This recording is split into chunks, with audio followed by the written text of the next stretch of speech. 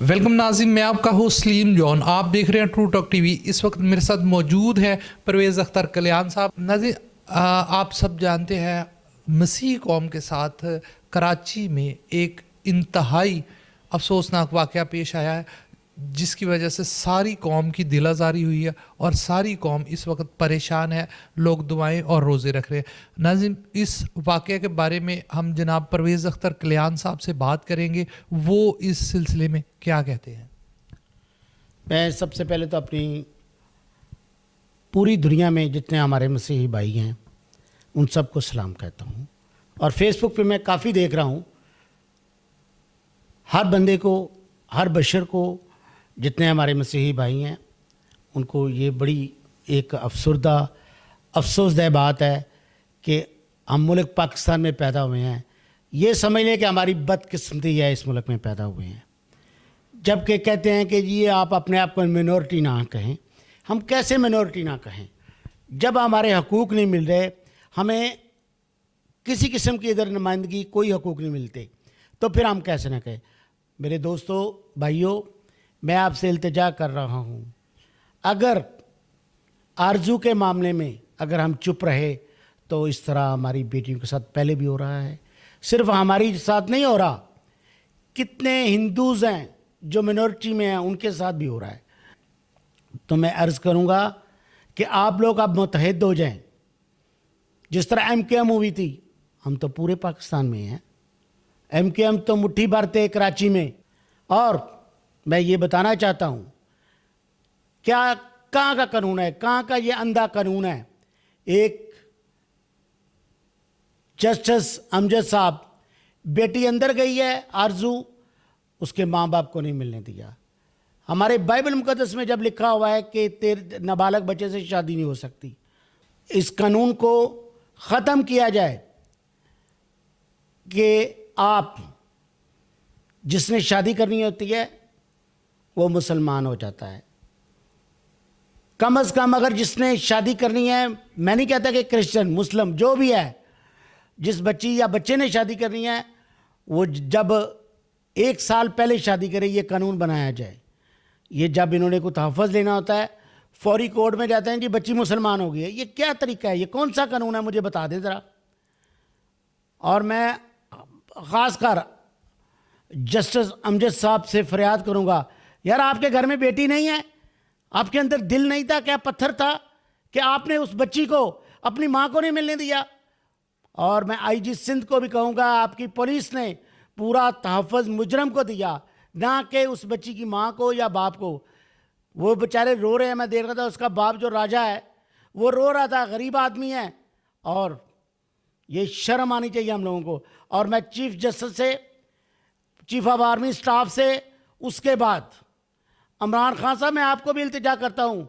आप कहते थे मैं रियासत मदीना बनाऊँगा, ये कौन सी रियासत मदीना है कि हमारे ऊपर ये जुल्म ही होता जा रहा है। जुल्म तर जुल्म हो रहा है, हर तरह से आप जुल्म कर रहे हैं। ना हमारे आप हकूक़ देते हैं और ना हमें ये अब एक नया मसला शुरू कर लिया है।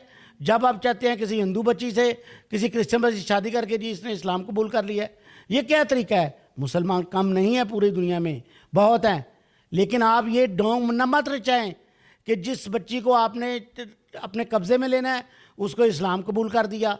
ये तो बात बिल्कुल गलत है। मैं नहीं कहता कि अगर कोई इस्लाम कबूल करता है तो कर ले, कोई फ़र्क नहीं पड़ता। और हम इस्लाम को भी मानते हैं, इस्लाम एक मज़हब है। और मैं आपको ये भी बता दूँ, क्रिश्चियन को जब आप जीसस क्राइस्ट को नहीं मानेंगे, आप मुसलमान नहीं हैं।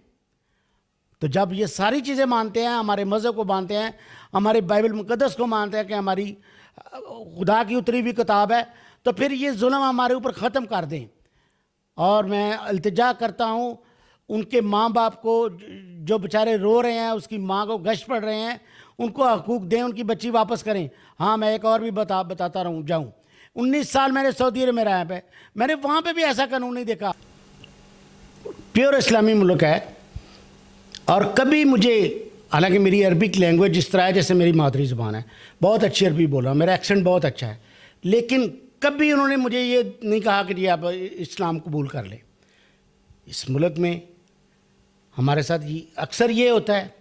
और मैं दावे से कहता हूँ, अक्सर मेरी दोस्तों से बात होती है और मैं उनको टिप देता हूँ एक, 90% लोगों को इधर नमाज का उनके बच्चों को और बड़ों को भी तर्जमा नहीं आता कि हम नमाज पढ़ते हैं। हमें पता होना चाहिए कि हम मुसलमान हैं और हम क्या पढ़ रहे हैं। पहले आप तो मुसलमान हो जाएं, फिर उसके बाद हमें कर लें। खुदा के लिए इस कानून को ख़त्म कर दें कि जो हमारे जबरन हमारी बेटियों को, लड़कों को नहीं बेटियों को जबरन, आप समझते हैं बेटियों को क्यों कर रहे हैं। मैं दोबारा कहूँगा अपनी क्रिश्चियन कम्युनिटी को, मसीहियों जाग जाओ।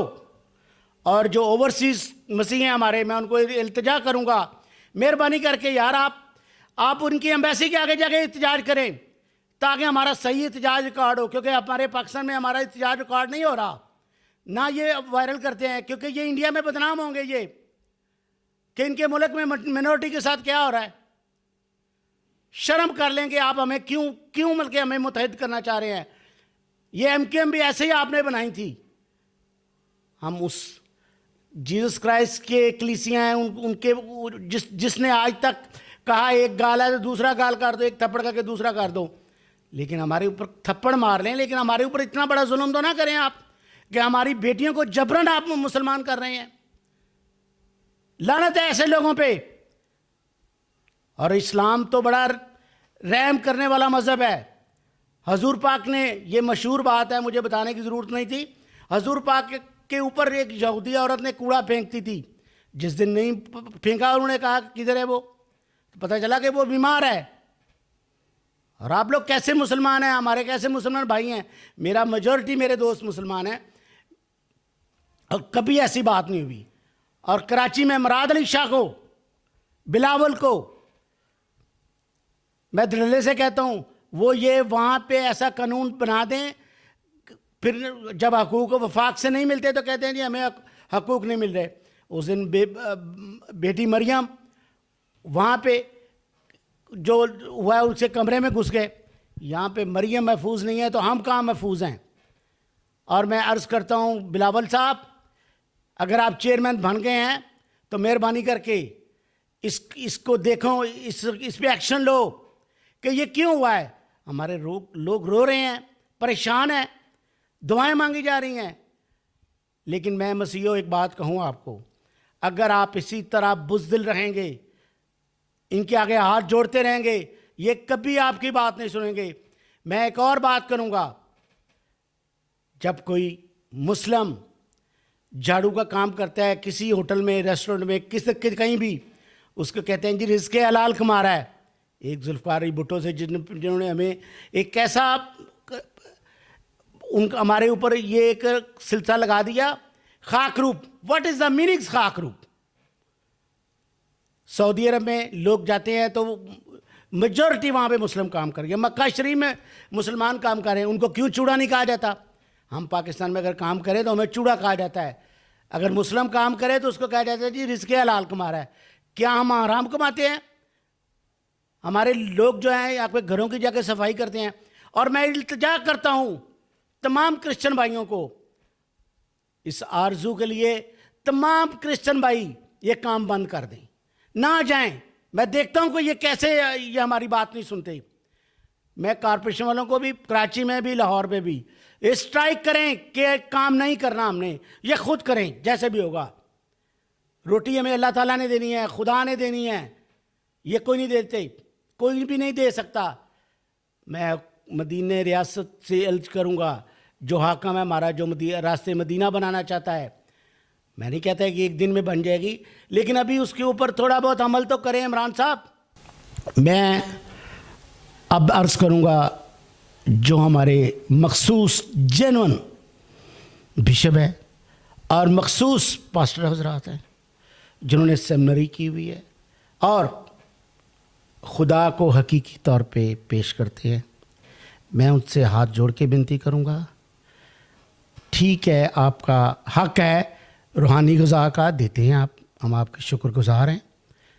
और उसके अलावा रूहानी ग़िज़ा के अलावा हमें इन चीज़ों की भी ज़रूरत है। हमारे बच्चों को एजुकेशन में भी आप हमारा साथ दें और मैं इस काम के लिए पेश रहूँगा। जी नाज़रीन, ये मेरे साथ थे परवेज़ अख्तर कल्याण साहब। आपने इनकी बात सुनी और मैं आप लोगों से अपील करता हूँ कि सब लोग इस बात को दुआ में भी याद रखें और अपनी काविशों में भी इसके लिए कोशिश करते रहें, ताकि वो बेटी, हमारी जो मसीही बेटी आरजू राजा है, वो अपने घर वापस आए, ना कि एक बुज़ुर्ग 44 साल की बीवी बन के सारी उम्र गुजारे। तो मेरी आपसे अपील है कि आप सब लोग जो भी कराची से है, लाहौर से है, पाकिस्तान के किसी कोने से भी है, आप सब लोग दुआ में इस काम को याद रखें। बहुत बहुत शुक्रिया।